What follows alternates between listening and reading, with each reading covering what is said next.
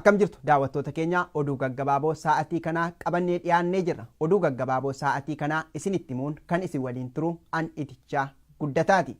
Dargaggoo Dabalaa Biraanuu haala gaddisiisaa ta'een loltoota agaaziitiin reebame lubbuun darbuun himame.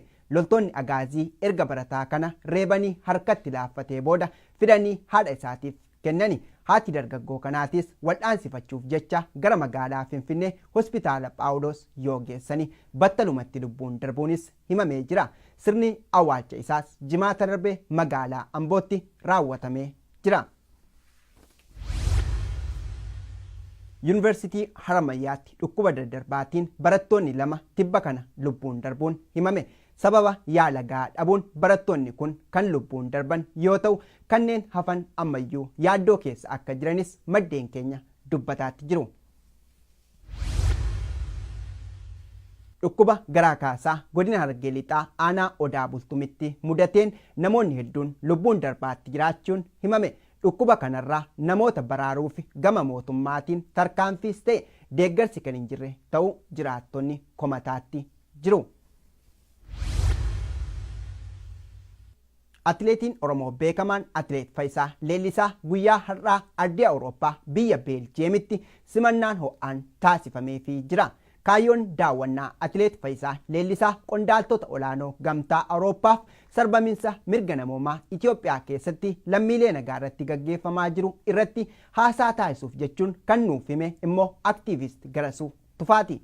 Atileet Faayisaan mirga namoomaa Itoophiyaa keessatti hanga hin kabajamneetti saba sarbameef dubbachuu koo irraa duubatti hin deebi'u jedha.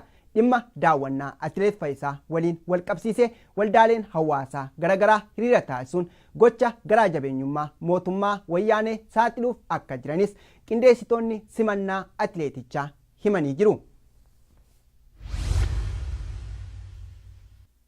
Guyyaa har'aa sadaasa 8 bara 2016 Uummanni Ameerikaa pirezidaantii haaraa filachuuf gara buufataalee filannoo itti dhiyoo jiranitti bahuudhaan sagalee isaanii laachaa jiru. Bu'aa filannoo kanaas sa'aatii muraasa booda ifa waan ta'uuf ciniinsuu guddaan eegamaatti jira.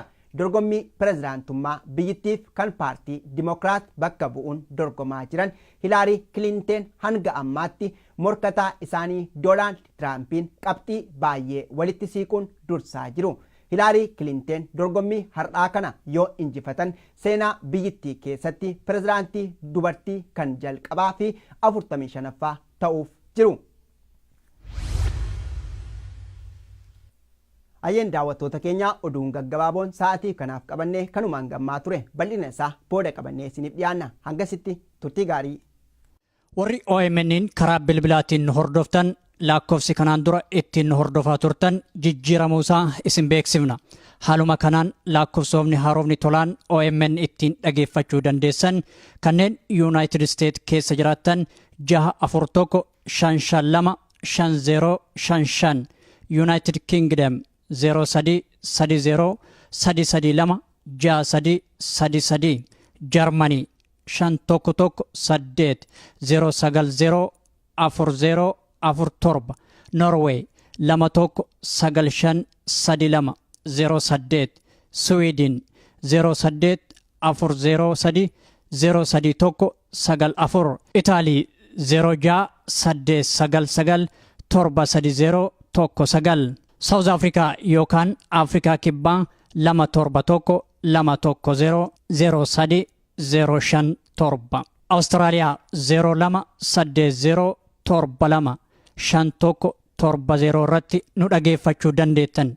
Biyyoota birootiif lakkoofsa haaraa akkuma baafneen isin beeksifna. Galatoomaa OMN.